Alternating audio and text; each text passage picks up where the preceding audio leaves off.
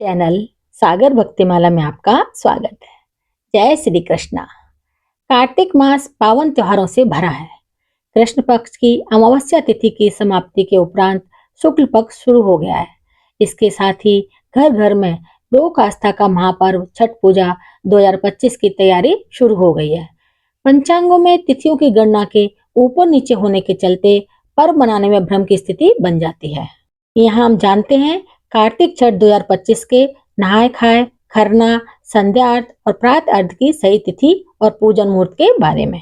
ग्रह नक्षत्र भी छठ पूजा 2025 पर विशेष सहयोग बना रहे हैं। ऐसी मान्यता है कि शुभ मुहूर्त में भगवान भास्कर सूर्य को अर्घ देने और छठी मैया की उपासना करने से हर कार्य फलदायी होते हैं। जीवन के सारे कष्ट दूर होते हैं। घर संसार खुशियों से भर जाता है। छठ व्रत 2025 के खास दिनों और शुभ मुहूर्त पर सूर्य उपासना का बड़ा फल मिलता है। दीन दुखी सबका कल्याण होता है। यह पर्व सूर्य देव और छठी मैया की उपासना का अनूठा उत्सव है, जो प्रकृति और आस्था का संगम है।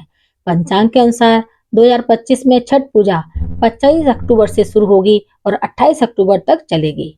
4 दिन तक चलने वाला यह महापर्व नहाय खाए से शुरू होकर उदयगामी सूर्य को अर्घ देने के साथ समाप्त होगा। बिहार, झारखंड, उत्तर प्रदेश और नेपाल में यह पर्व विशेष उत्साह से मनाया जाता है। पंचांग के अनुसार छठ पूजा 25 अक्टूबर 2025 को नहाय खाए के साथ शुरू होगी। दूसरा दिन 26 अक्टूबर को खरना होगा। तीसरे दिन 27 अक्टूबर को अस्ताचलगामी सूर्य को अर्घ दिया जाएगा। अंतिम दिन 28 अक्टूबर को उदयगामी सूर्य को अर्घ देकर व्रत समाप्त होगा। इस पर्व में पुरुष और महिलाएं दोनों निर्जला व्रत रखते हैं, जो संतान सुख, स्वास्थ्य और समृद्धि की कामना के लिए किया जाता है। पहले दिन नहाय खाए में व्रती सूर्योदय से पहले स्नान करते हैं, विशेषकर गंगा या पवित्र नदी में। घर की साफ सफाई के बाद चना दाल, कद्दू की सब्जी और चावल का प्रसाद बनाया जाता है। यह शुद्ध शाकाहारी भोजन व्रती और परिवार ग्रहण करते हैं।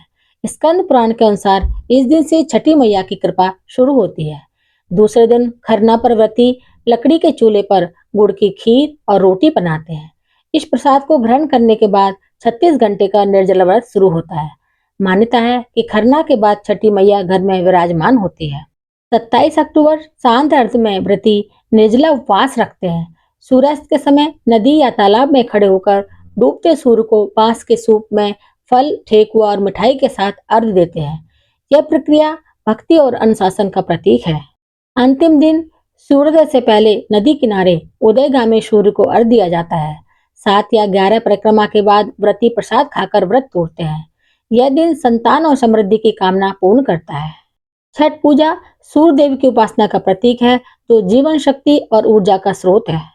डूबते सूर्य को शाम का अर्घ शाम 5:10 से शाम 5:58 तक रहेगा। यह बेहद शुभ होगा। 28 अक्टूबर को उदयीमान सूर्य को प्रातकालीन अर्घ अर्पण करना है। उसके लिए प्रातः 5:33 से सुबह 6:30 तक शुभ मुहूर्त बताया गया है। इसके साथ ही छठ पूजा का समापन होगा। तो ये है छठ पूजा के बारे में सारी जानकारी। अगर पसंद आई हो तो मेरे चैनल को सब्सक्राइब जरूर करें, लाइक और शेयर भी करें। धन्यवाद।